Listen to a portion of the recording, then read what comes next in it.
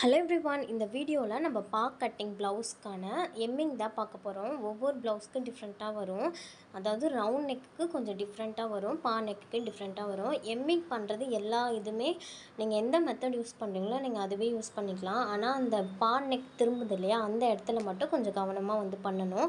அதனால தான் உங்களுக்கு பா நெக்குக்கு தனியாக எம்மிங் பண்ணி காட்டுறேன். மற்றபடி நார்மல் ப்ளவுஸ்க்கு எல்லாமே எம்மிங் போட்டுப்பேன். நீங்கள் அதெல்லாம் பார்த்துட்டு வாங்க. நார்மலாக நம்ம ஸ்டார்ட் பண்ணும்போது கொஞ்சம் கிளாத்தை மடித்து விட்டுட்டு தான் நம்ம ஸ்டார்ட் பண்ணோம். அப்போ தான் ஃபினிஷிங்காக இருக்கும்.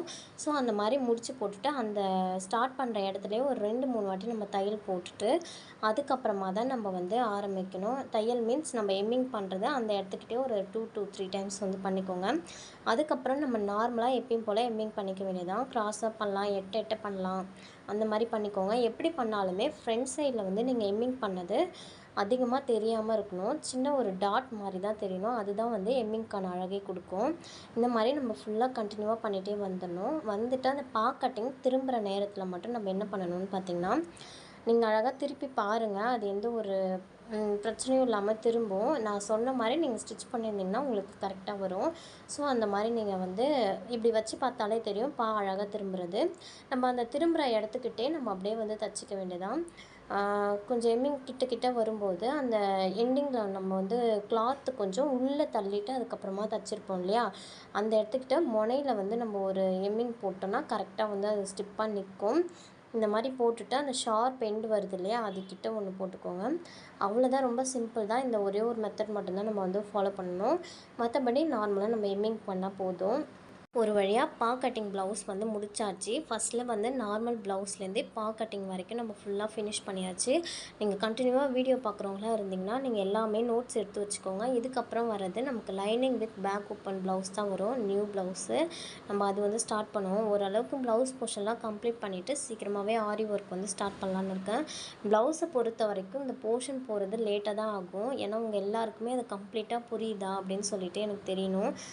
ஏன்னா நீங்கள் ஒரு சில பேர் பார்க்குறீங்கன்னா உங்களுக்கு அந்த வீடியோஸ் எல்லாமே யூஸ்ஃபுல்லாக இருக்கும். நான் கடமைக்குன்னு உங்களுக்கு சொல்லி தந்துட்டு போகக்கூடாது. உங்களுக்கு புரிகிற அளவுக்கு நான் அது எடுத்து சொல்லணுன்னு தான் பார்த்தேன். சரி, இது வரைக்கும் நான் எடுத்த கிளாஸ் எல்லாமே உங்களுக்கு புரியுது அப்படின்னா நீங்கள் கமெண்டில் சொல்லுங்கள். நெக்ஸ்ட்டு எதாவது டவுட் இருந்தாலும் நீங்கள் சொல்லுங்கள். இது வரைக்கும் அதாவது இந்த நார்மல் ப்ளவுஸும் பாக் கட்டிங் ப்ளவுஸ்லேயும் எதாவது டவுட் இருந்தால் நீங்கள் கேளுங்க. நார்மல் ப்ளவுஸ்க்கும் பா கட்டிங்க்கு என்ன டிஃப்ரென்ஸ்னால், நார்மல் ப்ளவுஸ்க்கு நம்ம கிராஸ் பீஸ் தான் வைப்போம் கழுத்தில். நெக்கு ரவுண்டாக வரும். பா கட்டிங்க்கு நெக்கு பா வச்ச ஷேப்பில் வரும். அதுக்கப்புறம் அதுக்கு நம்ம ஸ்ட்ரெயிட் பீஸ் தான் கட் பண்ணுவோம். நெக் ஃபினிஷ் பண்ணுறதுக்கு ஸ்ட்ரெயிட் பீஸ் தான் கட் பண்ணணும். க்ராஸ் பீஸ் கட் பண்ணக்கூடாது. ஸோ ஏற்றும் போதும் அதை கரெக்டாக வச்சு நெக் ஃபினிஷ் பண்ணுற மாதிரி நம்ம அழகாக கொண்டு வரணும். அந்த பா திரும்புகிற இடத்துலலாம் நம்ம கிளாத்தை உள்ளே தள்ளிட்டு அந்த பா டேர்ன் ஆகுற மாதிரி நம்ம அந்த கிளாத்தை கொண்டு வந்துட்டால் ரொம்பவே சிம்பிளாக முடிஞ்சிடும் வேலை. எம்மிங் பண்ணும்போதும் அந்த பா எண்டில் நம்ம அந்த ஒரு எம்மிங் போட்டுட்டு தான் அதுக்கப்புறமா அந்த நெக்கே டேர்ன் பண்ணுற மாதிரி வரும். ஸோ நீங்கள் அது எல்லாமே பார்த்து பண்ணிட்டீங்கன்னா உங்களுக்கு பா நெக் ஈஸி. மற்றபடி நார்மல் ப்ளவுஸில் நீங்கள் எப்படி ஸ்டிச் பண்ணுவீங்களோ அதே மாதிரி தான் இந்த ப்ளவுஸ்லேயும் ஸ்டிச் பண்ணுவோம். அகெயின் சொல்கிறேன், உங்களுக்கு எதாவது டவுட் இருந்தால் நீங்கள் கமெண்டில் கேளுங்க. நீங்கள் போடுற அந்த கமெண்ட் தான் உங்களோட அட்டெண்டன்ஸ் மாதிரி. நான் அதை பார்த்து தான் ஃபைனலாக சர்டிஃபிகேட் இஷ்யூ பண்ண முடியும். உங்கள் ஐடியிலேருந்து நீங்கள் பண்ணுற கமெண்ட் எல்லாமே வந்திருக்கா, எல்லா வீடியோவுக்குமே நீங்கள் ரிப்ளை பண்ணியிருக்கீங்களா அப்படின்னு சொல்லிட்டு. ஏன்னா கிளாஸ் நீங்கள் பார்த்தீங்கன்னா அப்போ தான் எனக்கு தெரியும்.